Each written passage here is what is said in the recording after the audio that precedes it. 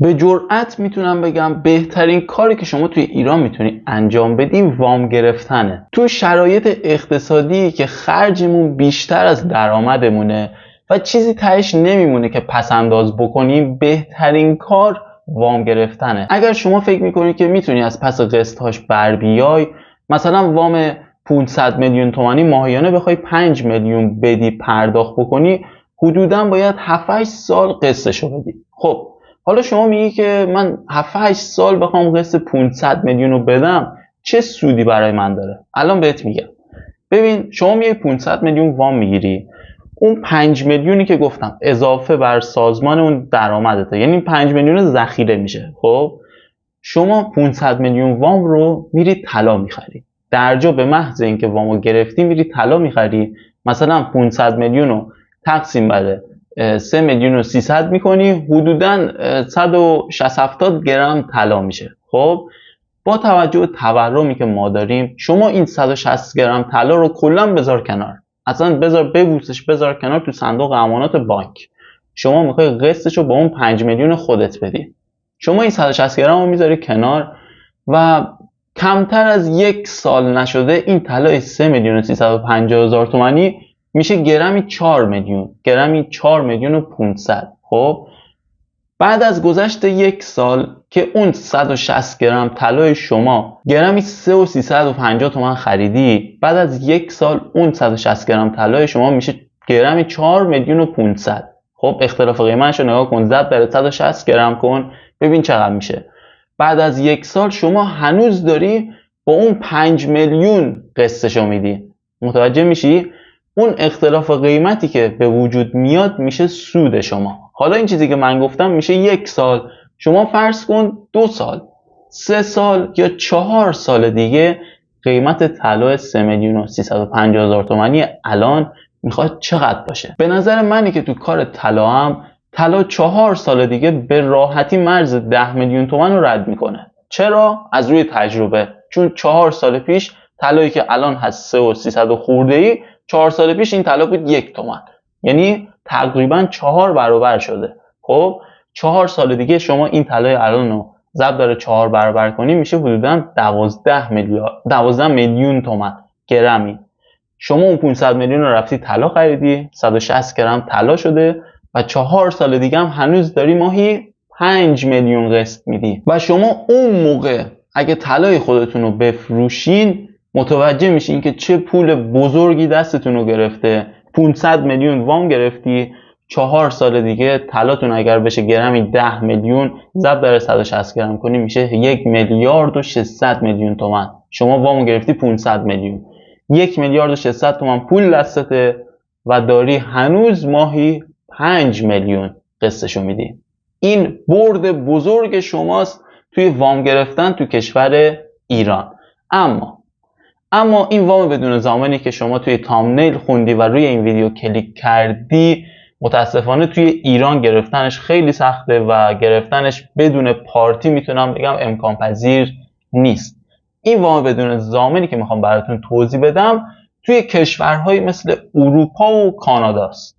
توی آمریکا هم همچین کاری میکنن ولی کمتر. حالا بیاین براتون توضیح بدم که توی کشور کانادا چجوری وام بدون ضامن میدن. بدون این که من امیر شعبانی رو بشناسن میان به من 1 میلیون دلار وام میدن. چجوری؟ بدون ضامن. یعنی یک راست بانک به من 1 میلیون دلار میده، من قسطشو بدم. ضامن من کیه؟ اینو براتون در ادامه ویدیو توضیح میدم.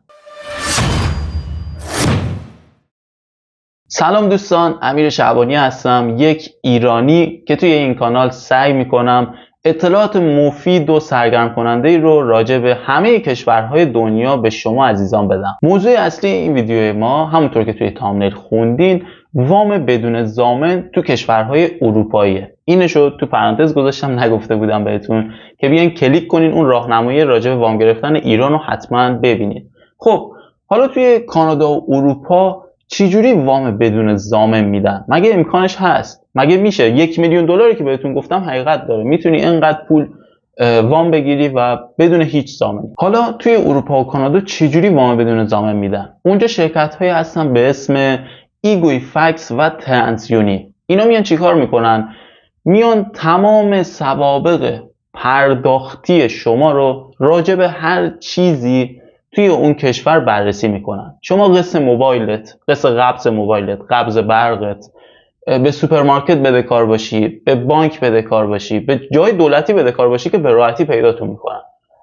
نمیدونم قبض برق، پول مدرسه بچت، همه اینا رو کلا سرهم میکنن، جمعش میکنن، اینا میشه یک امتیاز به اسم کردیت اسکور.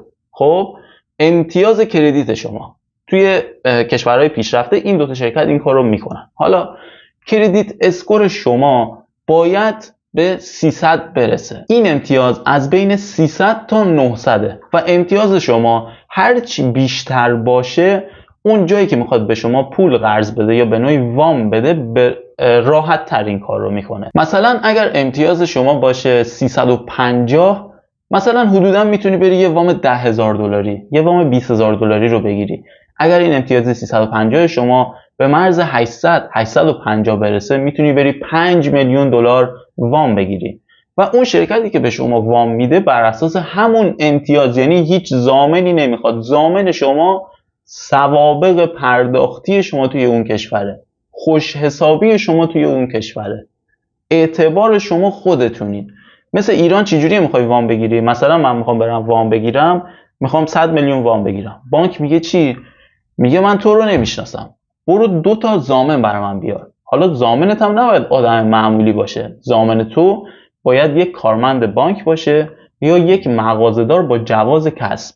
2 تا آدمی که از نظر من بانک از لحاظ مالی آدم معتبری حساب میشن، اونا میشن ضامن تو. مثلا میخوای بری از حسن آقا پول قرض بگیری 10 میلیون، میری اونجا حسن آقا آشنای عموته، مثلا میری بهش میگه حسن آقا من برادرزاده اصغر آقام 10 میلیون پول میخوام، به اعتبار عموی خودت 10 میلیون وام بگیری. حالا اعتبار شما چیه؟ همونجوری که گفتم سوابق پرداختی شما. حالا شما اگر توی اروپا و کانادا اشتباه بکنی و یه وامی بگیری و قسطاشو پرداخت نکنی، تو اوایل که امتیازت پایینه یه وام میگیری $10,000، مثلا باید ماهیانه $400 پول اون وام و قسطشو بدی. شما 2 ماه نمیدی، این 2 ماه اون بانک مستقیما توی شرکت ایگویفکس میره ثبتش میکنه و میگه این آقا وام منو در تاریخ فلان قسطشو نداده. توی اون شرکت ایگویفکس برای شما امتیاز منفی حساب میشه و امتیاز 350 شما میاد پایین میرسه مثلا به 310. اگه از مرز 300 رد کنی که کلا میتونم بهتون بگم که آینده خودتون رو تو اون کشور خراب کردی. حالا قسطتون رو پرداخت میکنی، خوش حسابی میکنی، اعتبار خودتون میبری بالا. توی سایت ایگویفکس 350 شما میشه 380 390.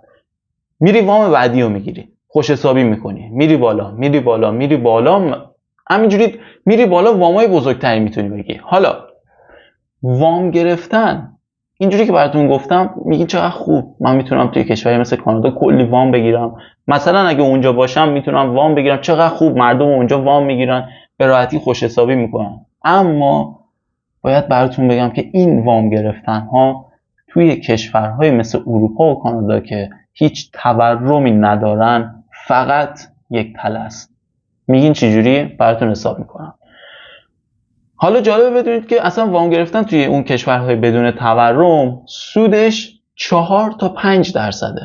سود وام های ایران راحت، یعنی کفش 18%، 18 20 22 24%، وام های مضاربه‌ای 28%. خب توی ایران اینجوریه، وام 4% توی ایران پیدا کنی یعنی شکار، حتما برو بگیر، به زورم که شده یه جوری پیدا کن برو وامو بگیر. خب توی کشورهای اروپایی چرا میگم تله است؟ میان شما رو، کسی که میره وام میگیره قطعا تو شرایط بد زندگیشه، قطعا کسی که میره $20,000 میگیره $20,000 رو با درآمد عادیش نتونسته ذخیره کنه، مجبور بره وام بگیره.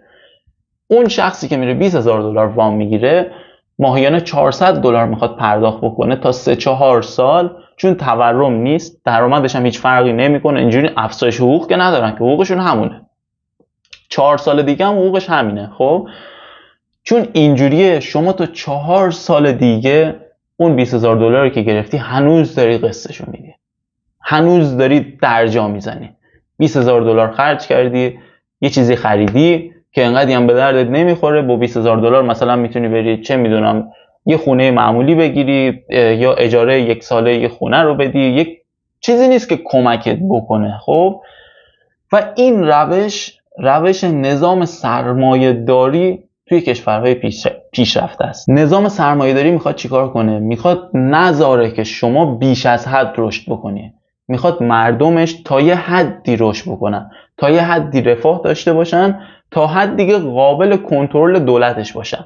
مثلا کل مردم من در ماه $5,000 درآمد داشته باشن، زندگی عادیشون مرفه باشه. اصلا با این چیزا اتفاقا خیلی حمایت میکنن که شما به عنوان سیتیزن اون کشور یه زندگی مرفه و شادی داشته باشی. مشکل اون کشورها با اینه که شما درآمد بیش از حد بشه. یعنی شما درآمد ماهی $5,000 بشه ماهی $100,000. کسی که ماهی $100,000 درآمد داشته باشه پول براش قدرت میاره، آدم قدرتمندی میشه، آدم تاثیرگذاری میشه و میتونه تو جاهایی که دولت دلش نمیخواد نفوذ بکنه. دولت نمیخواد مردمش اینجوری رشد بکنن، یه حد کم ولی همیشه تو اون حد نرمال بمونن. حالا این سیستم یاد چی میافتین وقتی با ایران مقایسش میکنه؟ سیستم ایران یه خوبی داره یه بدی داره. خوبیش چیه؟ اول بذارین بدیشو بگم. بدیش اینه که توی کشوری مثل کانادا میان از مردمش حمایت میکنن، نیازهای اولیه زندگی مردمشون رو کاملا برطرف میکنن، حقوق شهروندیشون رو میدن، رایگان درمانشون میکنن، مالیاتایی که از مردم میگیرن کاملا تو خدمات دولتی بهشون برمیگردونن و میان نیازهای اولیه زندگی مردمشون رو به خوبی رفع میکنن. بدی ایران چیه؟ که اصلا به نیازهای اولیه شما اهمیتی نمیده. خونه، ماشین، شغل خوب، به اینا اصلا اهمیت نمیده. شما امروز 10 میلیون حقوق میگیری، میبینی ماه بعد دیگه بس نمیکنه، دولت براش مهم نیست. خب یعنی شما باید خودت گلیمتو عذاب بکشی بیرون. این بدی زندگی تو ایرانه که شما فقط باید خودت تلاش کنی، از طرف دولت حمایتی نیست. یارانه بود که تاش تو زرد عذاب در اومد، معیشتی و این داستانا هم هست که اصلا هیچ کمکی نمیکنه. خب حالا خوبی ایران چیه؟ شما پیش خودتون میگه مگه اقتصاد ایران خوبی هم داره؟ 100% خوبی داره. خوبی ایران چیه؟ خوبی ایران برای اونایی که میخوان خیلی پولدار بشن. شما اگر توی ایران بخوای خیلی پولدار بشی، به راحتی میتونی به این برسی که خیلی پولدار بشی. مثلا اینجا کسی نیست جلوتو بگیره. شما اگه یه شغلی پیدا بکنی که موفق بشی، درآمدت از خرجت بیشتر بشه، با اون پسندازت بری یه شغل دیگه بزنی، کلا بری اصلا برای خودت یه کارآفرین بزرگ بشی، هیچکی جلوتو نمیگیره. یعنی نه اینجا دولت هست که ازت 48% وام بگیره، 48% مالیات بگیره. وقتی که رشد میکنی انقدر نفوذ پیدا میکنی، مالیاتو میپیچونی، اونو میخری، اینو میخری، همینجوری میری بالا دیگه. تنها خوبی ایران اینه که اگر بخوای خیلی پولدار بشی میتونی، و بعدیش هم اینه که نیازهای اولیه خودتو نمیتونی رفع کنی. اگر بتونی نیازهای اولیت رو رفع کنی و تو مسیر پولدار شدن زیادی بیفتی، کسی نیست که بیاد شما رو قیچی کنه. همینجوری میتونی بری بالا و بالایی. حالا یه چیز جالبم راجع به آمریکا بگم.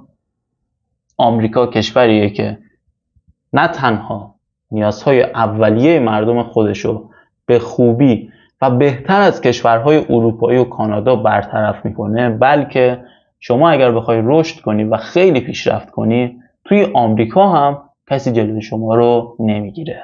یعنی اون خوبی ایران و خوبی اروپا و کانادا رو با هم ترکیبی شما میتونید توی آمریکا ببینید. امیدوارم که این ویدیو به دردت خورده باشه. از اون راهنمایی که اون اول ویدیو کردم اگر میتونی استفاده کن. اگر میخوای در مورد وام هایی که تو ایران میشه گرفت، وام های خوبی که تو ایران میشه گرفت اطلاعات داشته باشی، حتما برام تو کامنت ها بگو که من برای اونم یه ویدیو جدا بسازم و کاملا درست راهنماییتون کنم که چیکار باید بکنین.